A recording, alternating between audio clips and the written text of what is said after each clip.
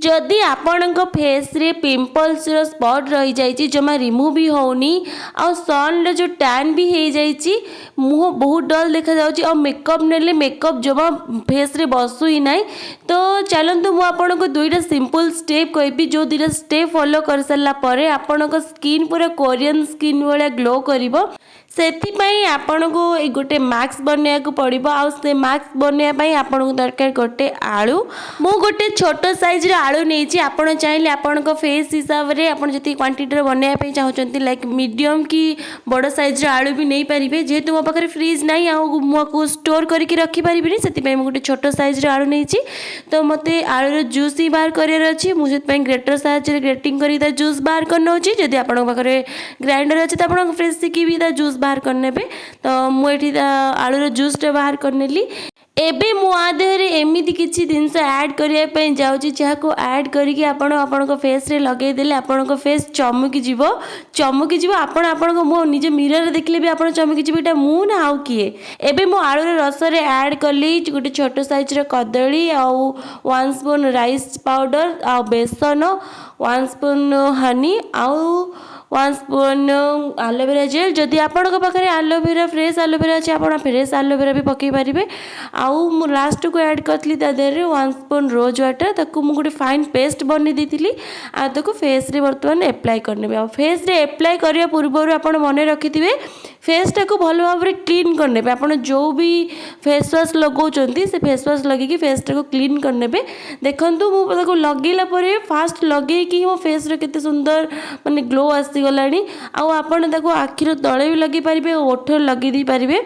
जेहेतु मास्क रे आमे हनी ऐड करचे तो ये स्किन को टाइट करके रखिबनी तो बहुत नॉर्मल स्किन को रखे। आउ 15 मिनट या फेस रे रखिकी आपण या रिमूव करेंगे। देखो 15 मिनट पर मो मास्क सुखी जाइए तो आपको आप जेंटली धीरे धीरे मसाज करी रिमूव करेंगे। जेहेतु आम आधे राइस पाउडर यूज करचे ये गोटे स्क्रब रो भी काम दब। मास्क तो मास्क रहा आपको स्क्रब रो भी काम दब। तो गोटे गोली रे दीटा शिकार। यही वीडियोटा थिला रिक्वेस्टेड वीडियो आउ एटी रिक्वेस्ट करते शुभलक्ष्मी दीदी। तो सी रिक्वेस्ट करते मो फेस रे बहुत सारा पिंपल्स रो दाग आउ सन टैन बहुत हो जाइए तो रिमूव केमती करी मते गोटे टिप्स दियंतु। तो तांको रिक्वेस्ट रे मो वीडियोटी बनैछि। जदि आपणकर किछि हेयर आउ फेस को लेकिन टिप्स दरकार अच्छी तो आपण मैंने मते कमेंट करेंगे मु आपणक कमेंट रे निहाती रिप्लाई देबी। देखो फास्ट वाश करके आसली स्किन केते मात्रा रे चेंज हो जाइए केते मात्रा चेंज हो जाइए आपण तो थंबनेल देखिकी जानी ही पारुथिबे। एई मास्कटा मु बहुत थर अप्लाई करछि तो मोर आप तो 100% विश्वास अच्छी ये बहुत भल काम दिए। एबे आसतु मु आपण सहित आउ गोटे दिन शेयर करछि। Step number 2 rice water spray. मुझे को बहुत थर भी आपण सामने रखी कि स्प्रे आप यूज करूँ। ओवरनाइट चाउल को भेदेकी रखीदे आ सकाळु से पानी को गोटे स्प्रे बोतल ले भर्ती करने। बस आपणकर रेडी हो गला राइस फेस वाटर। मु आपण मानक सह जेतिकी भी होममेड रेमेडीज सब शेयर करुच्ची एथिरे कौनसी साइड इफेक्ट नहीं। आपण माने थरे अप्लाई करंतु फेस रे तापर निजे यार रिजल्ट जानतु। आपण माने बहुत थर आसी मते कमेंट करचंती कि ये काम दबो कि नहीं काम दबो कि नहीं।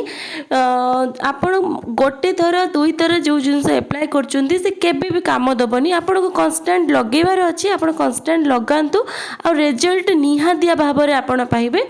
तो मु राइस वाटर को स्प्रे बोतल में भर्ती करनी थी एबे स्प्रे कर दूची फेस रे।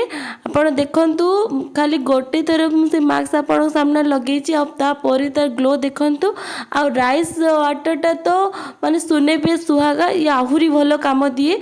आपणकर जदि आपण से मास्क भी लगे पारनांती मास्क को आपण सप्ताह रे 2 थर ही अप्लाई कले चलिबो। जदि आपण लगे पारनांती बट राइस वाटर को आपण डेली भी अप्लाई करि परिबे। आपण राइस वाटर अप्लाई कर सारा पर आपण पाखे जहाँ भी मॉइस्चराइजर अच्छी आपण अप्लाई करने। मो पाखे डॉट एंड की मॉइस्चराइजर थिला मु अप्लाई करनी।